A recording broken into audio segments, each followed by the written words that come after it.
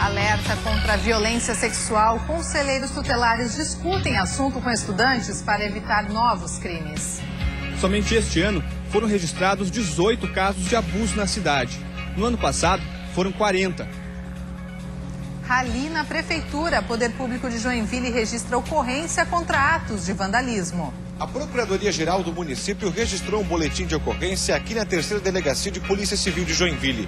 Imagens que foram reunidas pela Secretaria Municipal de Segurança Pública também foram entregues.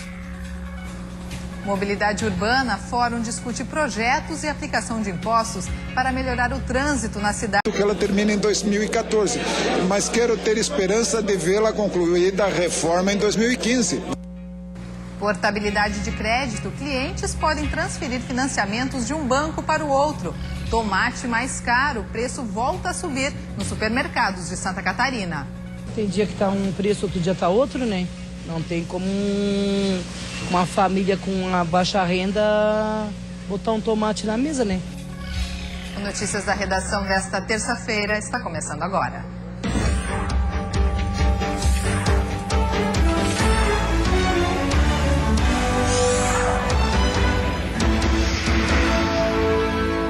Olá, boa tarde. Somente neste ano, Camboriú registrou 18 casos de abuso sexual, muitos deles contra crianças e adolescentes. Por isso, durante esta semana, as escolas da cidade estão recebendo conselheiros tutelares para um debate sobre este tipo de violência.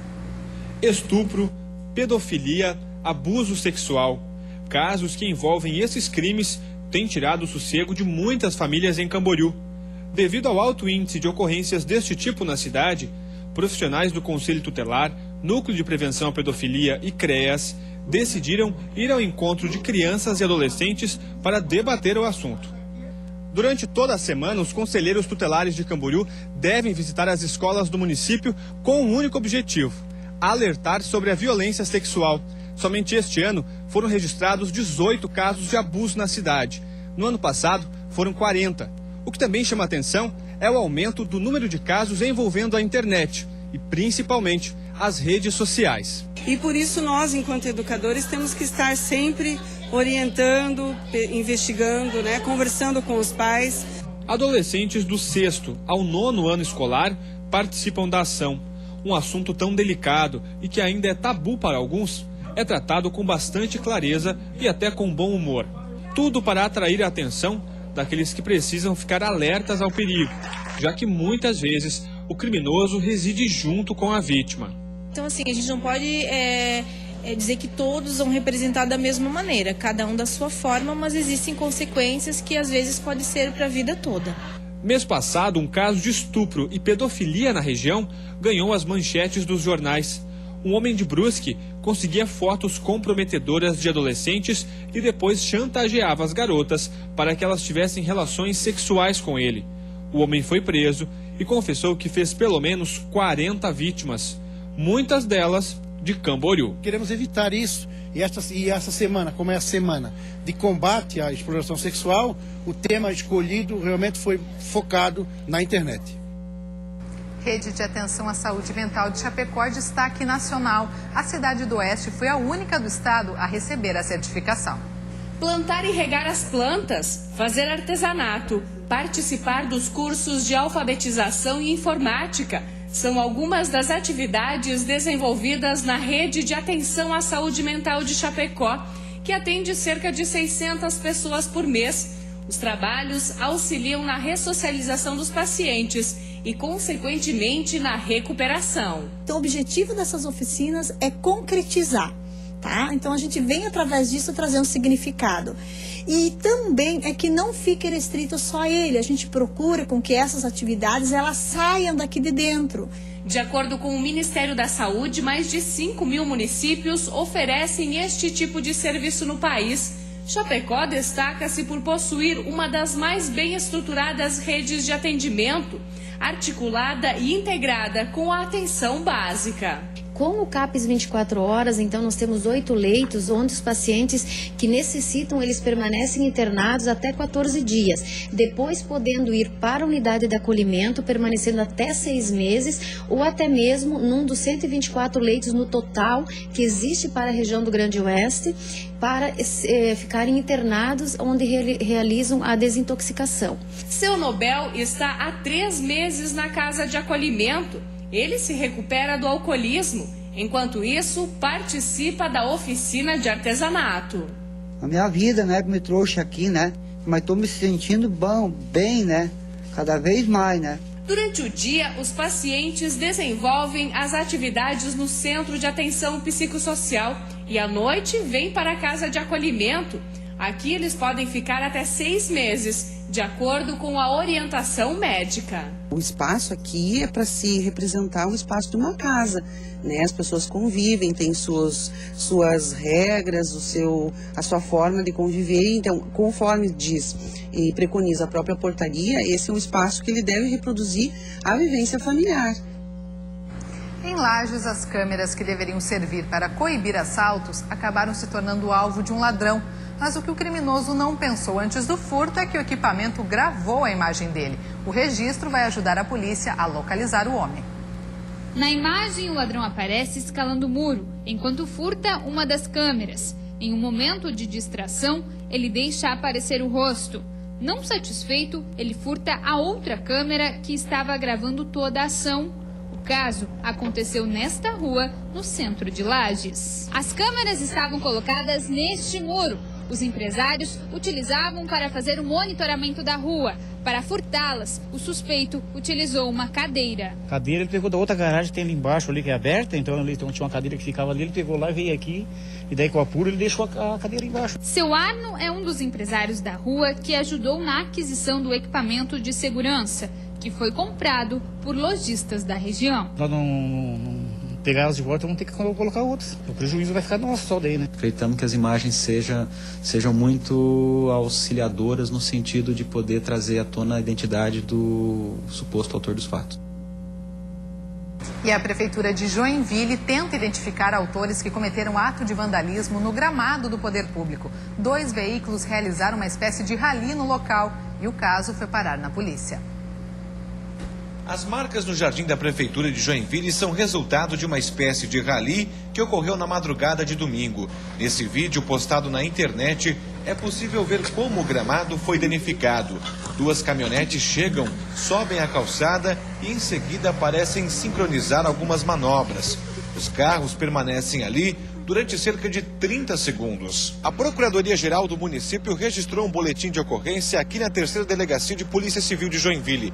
Imagens que foram reunidas pela Secretaria Municipal de Segurança Pública também foram entregues para ajudar a investigação na identificação dos suspeitos. As cenas do circuito de câmeras da Prefeitura também fazem parte dos arquivos encaminhados à polícia. Os modelos das 2 caminhonetes já foram identificados. O veículo claro é uma Ed, já o mais escuro é uma Tracker. Assim que forem identificados, os suspeitos vão responder por ato de vandalismo. Logo após a identificação dos autores, a Prefeitura ingressará na Justiça pedindo a cobrança pelo ato de vandalismo, né? A delapidação do patrimônio público. Medidas como a construção de uma barreira física no local para evitar que casos como esse se repitam não estão descartadas. Vamos entrar em contato com o IPUG, né, que é o nosso Instituto de Planejamento também, para poder verificar se há necessidade da colocação de uma barreira, mesmo que seja mínima, ali na localidade dos jardins da Prefeitura. E depois do intervalo, vamos falar de mobilidade urbana. Um fórum aqui na capital está discutindo projetos de obras e aplicação de impostos para melhorar o trânsito nas cidades. E vamos falar também da Ponte Hercílio Luz. Cartão postal de Santa Catarina completa hoje 88 anos, mas a reforma ainda está longe de ser concluída. Eu já não acredito que ela termine em 2014, mas quero ter esperança de vê-la concluída a reforma em 2015. Nós voltamos já.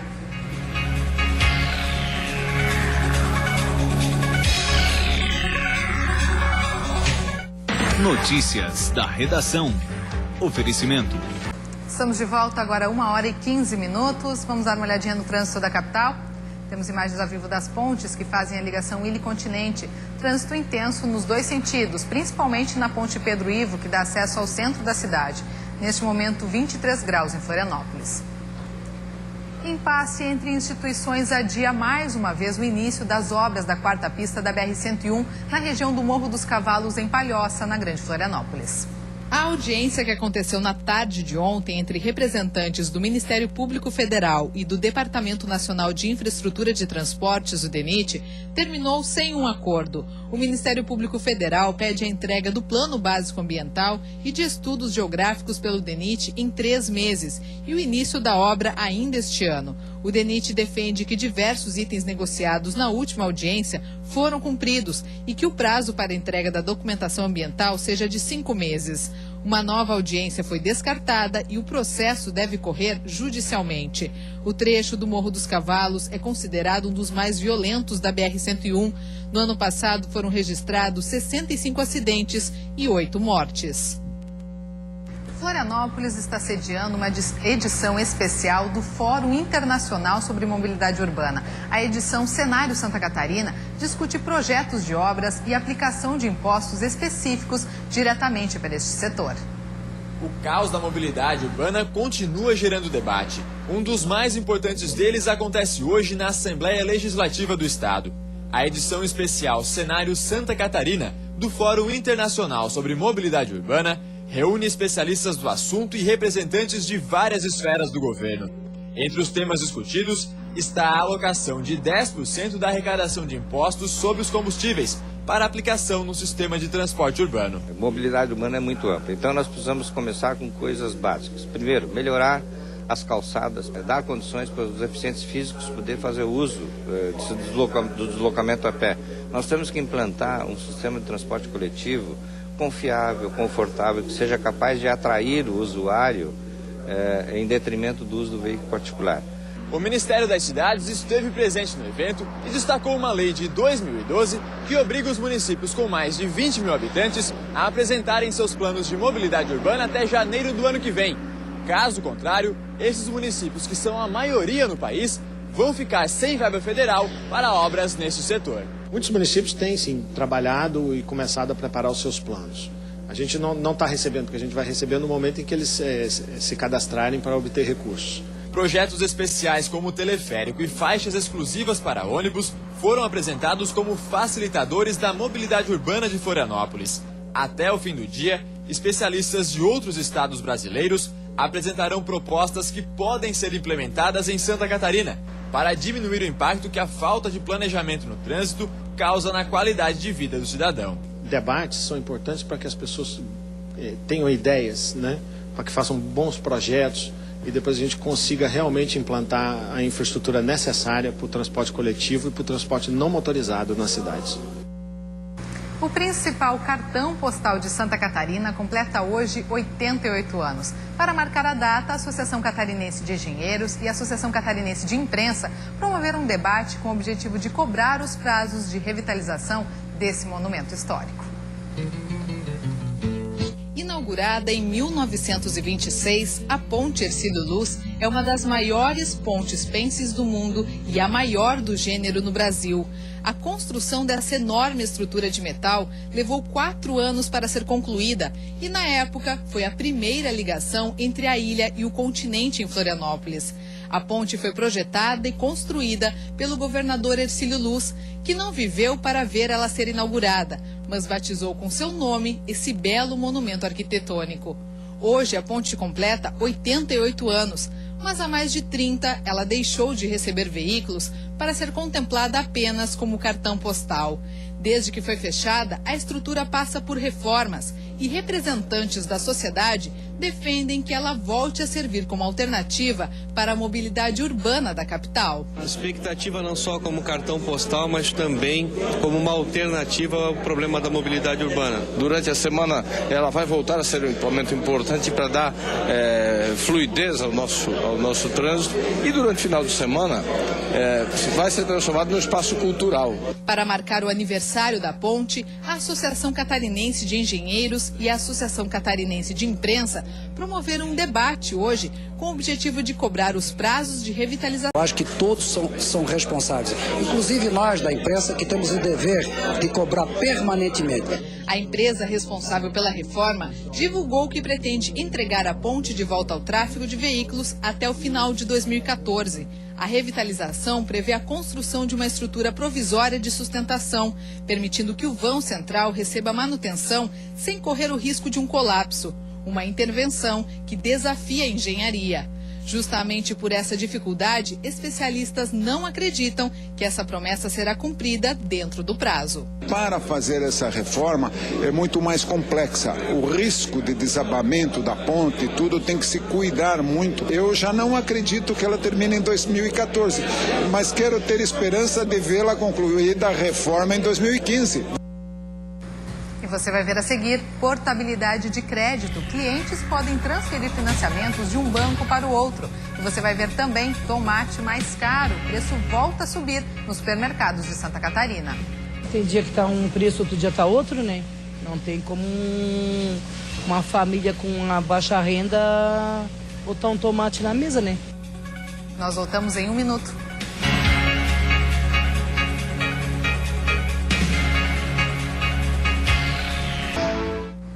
Terça-feira de instabilidade em Santa Catarina, a possibilidade de chuva em praticamente todo o estado. Confira no mapa os detalhes da previsão para esta tarde. Na Serra, muita nebulosidade e possibilidade de chuva à tarde e à noite. A máxima não passa dos 18 graus. Na região norte, termômetros marcam até 25 e pode chover ao longo da tarde. No oeste, muita nebulosidade que podem ocasionar chuva. A temperatura chega aos 22 graus. No Vale do Itajaí, instabilidade e temperatura de até 23. No sul, os termômetros podem registrar até 24 graus e podem ocorrer pancadas de chuva. Na Grande Florianópolis, o sol aparece em meio a muitas nuvens, mas pode chover entre a tarde e a noite. Máxima de 24 graus. Procuradores do Ministério Público do Trabalho em Santa Catarina entregaram hoje pela manhã, na Assembleia Legislativa, o parecer do órgão a um projeto de lei que proíbe o uso em construções de materiais que contenham amianto. O documento foi entregue no gabinete do deputado Jailson Lima, do PT, um dos autores do projeto. O amianto, muito usado em produtos como telhas, é altamente cancerígeno e pode levar à morte caso o trabalhador seja exposto à poeira gerada no corte do produto.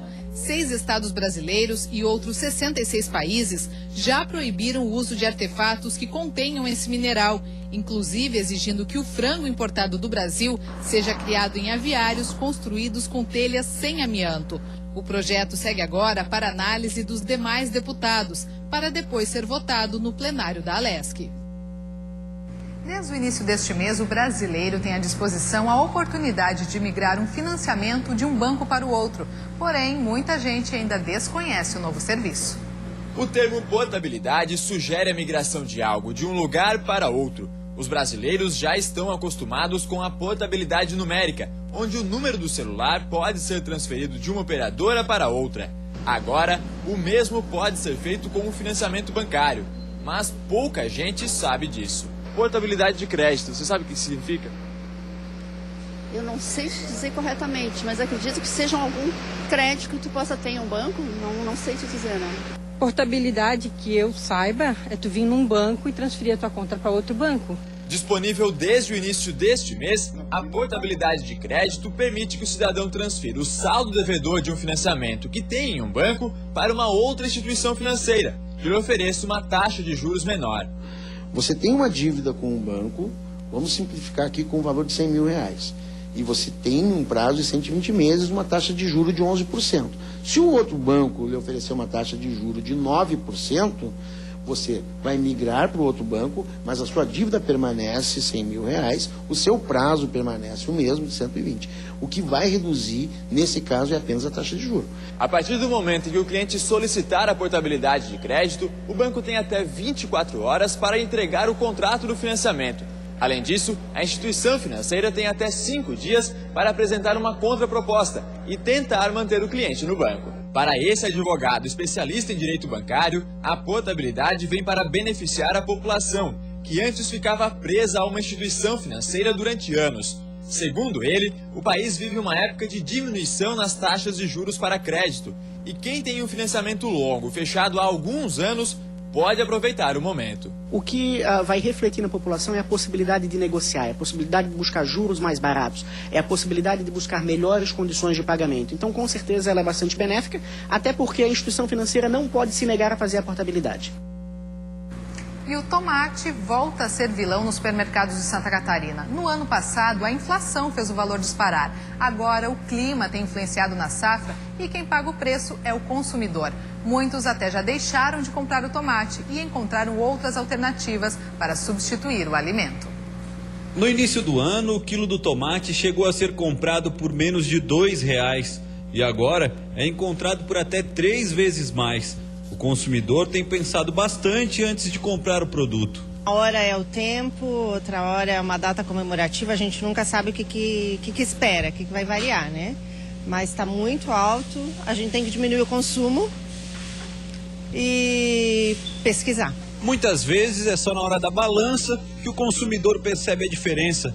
Em pouco menos de um mês, o tomate praticamente dobrou de preço e algumas pessoas já estão abrindo mão de levar o produto para casa. A pescadora Cida foi uma das que resolveu não levar o tomate. Pois é, tem dia que tá um preço, outro dia tá outro, né? Não tem como uma família com uma baixa renda botar um tomate na mesa, né? Tem condições? Não tem, né? Acaba dando o privilégio para outros produtos. Para outros produtos, mais barato, né? A alta dos preços se deve principalmente a problemas relacionados ao clima nas regiões que cultivam o fruto, como explica o gerente deste supermercado. Tivemos um verão típico com temperaturas muito elevadas. Com isso, a produção do tomate também deu uma reduzida e com isso o preço realmente deu aumentada. Ainda de acordo com o Luiz, a tendência é que o preço diminua nas próximas semanas. A tendência é que, com o passar do tempo, vai ter uma diminuição no preço. Hoje a gente já observa que deu uma pequena reduzida e a tendência daqui para frente é reduzir o preço do tomate.